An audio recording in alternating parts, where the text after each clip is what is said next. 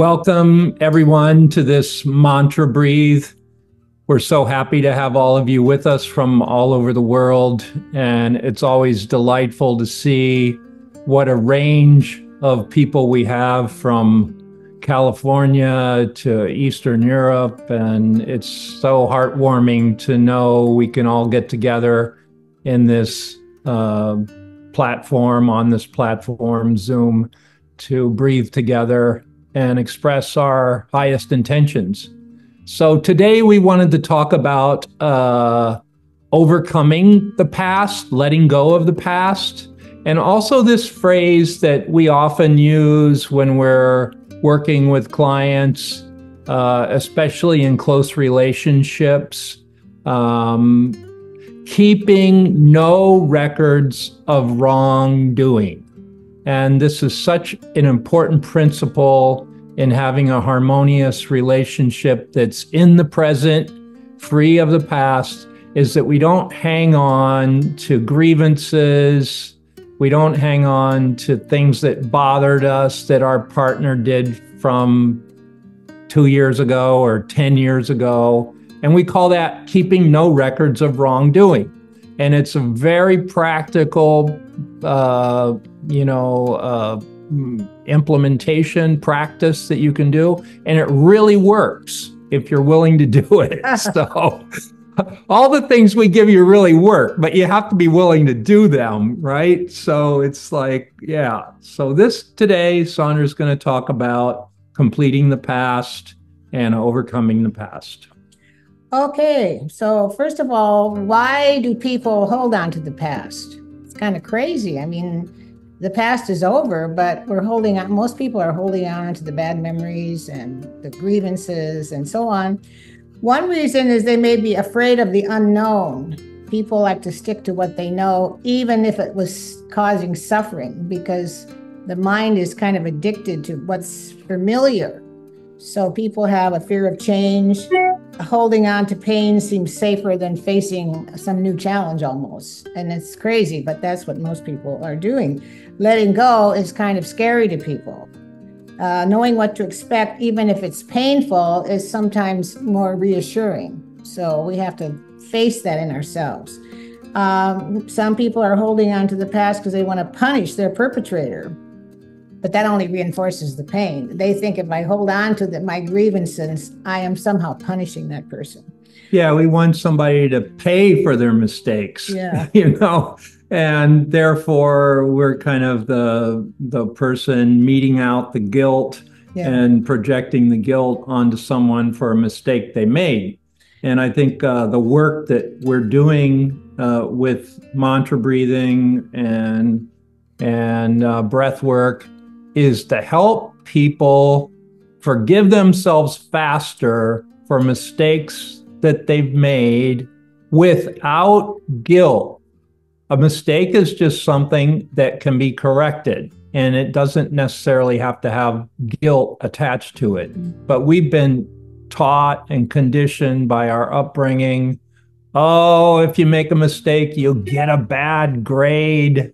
And then you get sort of disapproved of by your parents and your teachers. And there's kind of guilt associated with making mistakes. So we want to remove that today. There's no guilt in making an error. There's only the correction of the error. And when we're willing to make the correction, we move on and we can restore ourselves to a happy feeling. Yeah, you could be hanging on to a grievance with a person, or you could be hanging on to a bad memory, like an incident in the past, PTSD or something. So we want to let go of all of that bad memories and grievances. So some people feel special that they went through all that big drama in the past. So that's another reason that they hang on to it. Yeah, there's a famous writer, Stephen Crane. He wrote this short novel called The Red Badge of Courage, and it was about a soldier that went into battle. And the interesting part about Stephen Crane is he never was in a battle, but he wrote this battle story, and he called it The Red Badge of Courage, like that when you get wounded, it's almost like you're proud that you went through something. So we hang on to, painful memories because we're kind of proud that we went through something, and we want to let go of that. Other than you learn lessons, there's no benefit from hanging on to these painful, traumatic memories. Yeah, so some people also want to be cared for. And so if they're suffering, remembering the past, they think people are going to give them attention. So the main thing is to look at what is your payoff for hanging on to the past. Are you trying to be a martyr? Are you into blame? Are you into self-pity? Are you into suffering? What is your reason that you're holding on to the past? And so ask yourself, how long do you want to keep suffering? Because if you keep holding on to bad memories from the past, you're going to be suffering. And how much self-punishment is enough, right? So what you have to ask yourself is, okay, what is the reason I absolutely must move beyond this? Come up with a powerful reason why you should move beyond this past drama, okay? And choose to let it go deliberately. First of all, you get the lesson, like you said, you learn from it. Then if you accept it, it's possible to forgive it and heal it. And it's possible to see the hidden gift in it. It's possible to create a different context from which to view the past and heal it. So the aim of letting go would be freedom. Make a decision. Freedom is more desirable than negative feelings. I'd rather be free than hang on to this bad memory. Distance yourself from the memory and the person if necessary, and don't criticize yourself. Surround yourself with caring people and have kind of a mantra in your mind, Om Namah Shivaya, or you could say in English, I'm so fortunate I have a new path now. I'm letting go of that and I'm going in a new direction. So yeah, and sometimes the lesson is important. The thing that went off in the past, there's a couple of workbook lessons in the course. One is, all things are lessons God would have me learn. That's a wonderful lesson. I think it's 193. And then the next one is, I place the future in the hands of God. So if I learn the lesson, I don't have to bring forward the past. I learn the lesson, I don't have to repeat it, and my future is different than my past. So those two lessons are very important. A Course in Miracles has a lot to say about letting go of the past. The past is over. It can touch me not. My present happiness is all I see. Those lessons are very good too. They're in the latter lessons. And it says the only thing true about the past is that it's not here, meaning you're always in the present and you have to work hard to bring the memories of the past forward into the present. And they're not even here. They're not here. You have to do that work to bring them forward. So the only thing true about the past is it's not here. Just remember that. And only the present is here. And that's like a blank slate. Some of you said, oh, I want to start this week with a new beginning. Well, that's the present. The present is always a new beginning. And the way to erase your past is through forgiveness. Yes. Forgiveness is the master erase. If there is an incident you haven't forgiven or a person you haven't forgiven, then you're going to be stuck in the past. So the way out is forgive everybody and everything, and then you'll be free of the past. That's the way out. Now, yeah, and you had something in your subconscious that was replaying, coming up, and acting itself out. And in a lot of cases, we can't help it. Those things from our past come up. And we can't really help it when they realign themselves in another replay of that. But we can help it if we forgive it. We can decide to forgive it. And that's our job. Forgiveness is the key to happiness. Forgiveness offers everything I want. I thank my Father for the gift of forgiveness. And forgiveness gives us the gifts of God. So that's our job to do that. We choose to forgive. That's our choice to let go. We had a client down under that was so stuck in the past about her marriage. She got divorced and she was into regret, and couldn't get her off it. And I tried everything.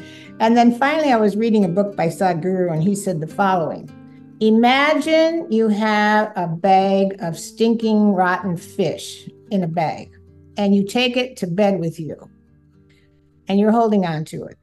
You are going to be miserable. Okay, so your past is like stinking fish, he said. Well, and if you really want to suffer, you take the stinking fish and rub it all over your body before you go to sleep. So that's what people are doing when you catch yourself dragging the past and holding on to the drama of it. And please remember that little statement. Yeah. So I want to just see if I can read one of these lessons. Here it is. It's lesson 289. It's from A Course in Miracles. It's called "The Past is Over. It Can Touch Me Not." The past is over. It can touch me not. Lesson 289. Unless the past is over in my mind, the real world must escape my sight.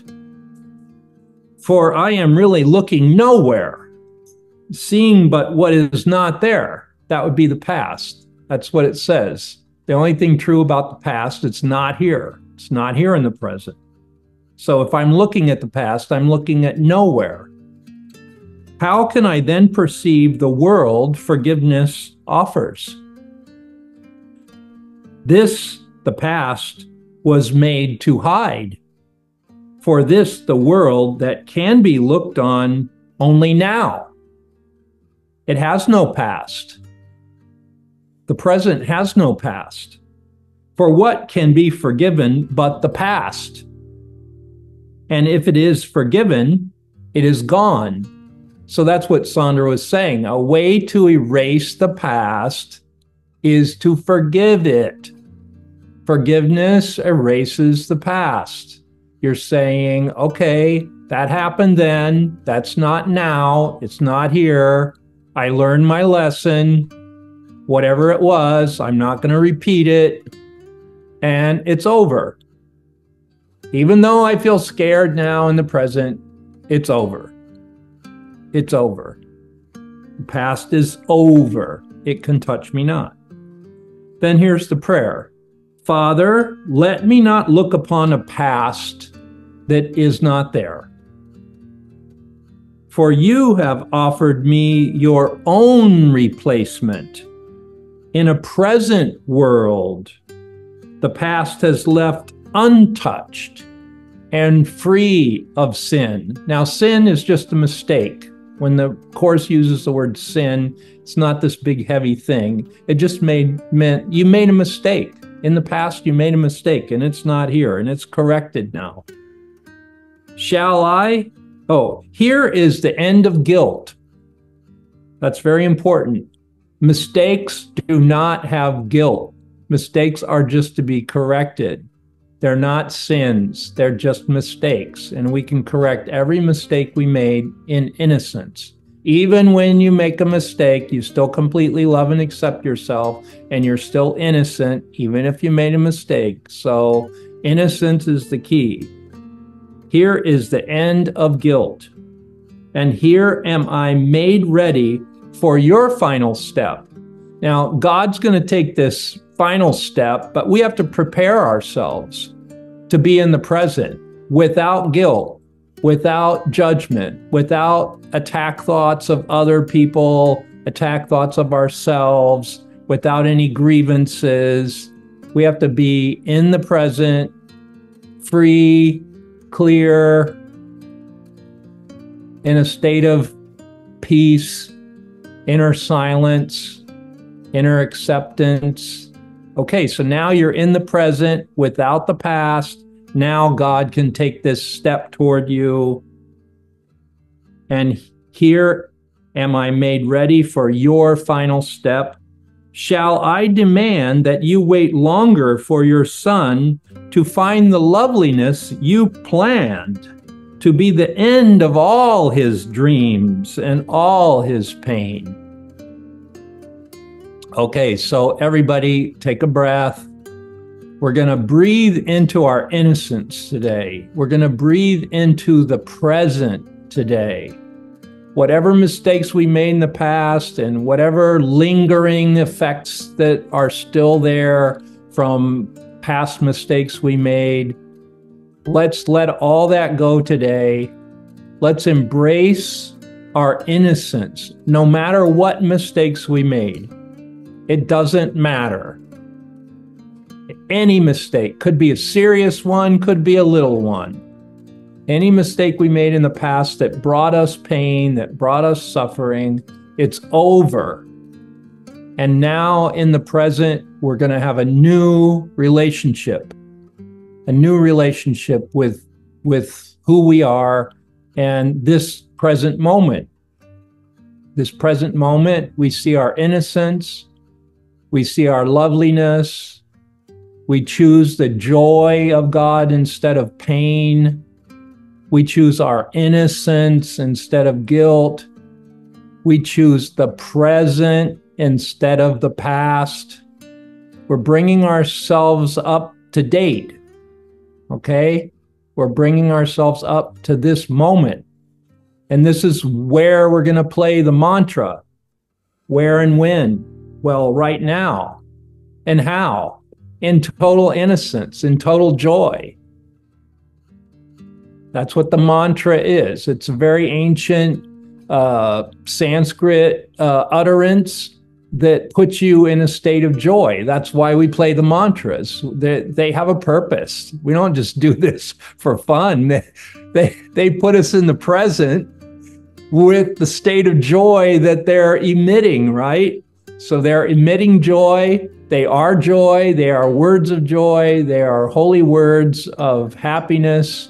And we're taking them in, we're breathing them in. And as we take them in, our past leaves, our memories of the past that were painful, they're forgiven, they're transmuted, they're being released. We're breathing them out of our system. We're breathing them out of our cellular memory. You know, we're not hanging on to them in the depth of our cells anymore. The breath is taking them out. We're letting them go. This is a process. This is why we call it breath work. Breath work. It's the work of letting go of the past. That's what breath work is all about. Being in the present, letting go of the past. Okay, I think we've said enough here for today, and let's get on with the mantras. So thank you for joining us, and we're going to play some really powerful mantras now. All right. God bless you all.